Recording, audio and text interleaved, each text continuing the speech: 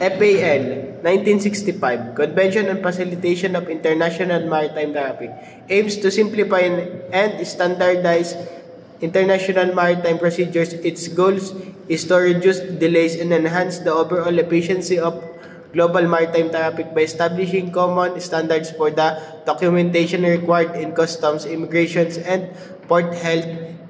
The convention seeks to streamline the movement of ships, cargo, and passengers through international ports. The FAL 1965 encouraged the use of electronic submission to replace paper-based forms, thereby reducing administrative burdens and accelerating the clearance process. While the focus is on simplifying procedures, the convention also ensures that safety and security are not compromised. Ports are required to maintain high standards while improving the efficiency of operation and reducing delays. LLMC 1976 London Convention on Limitation of Liability for Maritime Claims focuses on limiting the financial liability of ship owners and operators for specific maritime claims such as those arising for collision, pollution, and personal injuries. The convention establishes liability caps based on the tonnage of ship, providing a predictable financial framework for ship owners in the event of the claim. Under the LLMC, claims are typically subject to a time bar of 3 years, which limits the period during which claims can be brought.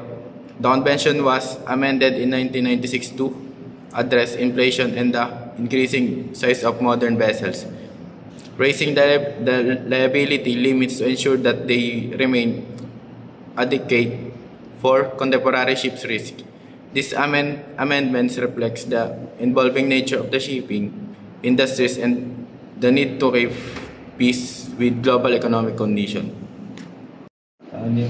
Maritime insurance covers a wide range of risks associated with the ownership, operation, and transportation of the vessel and the cargo.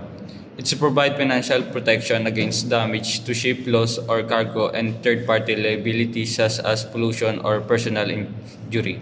The primary types of maritime insurance of hull insurance will cover physical damage, which protect goods and transits, and protection indemnity insurance with cover and variety liability, including environmental damage and crew injury.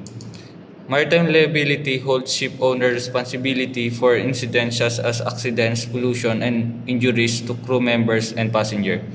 International conventions such as LLMC 1976 allow ship owners to limit their liability for certain types of claims based on a vessel's tonnage.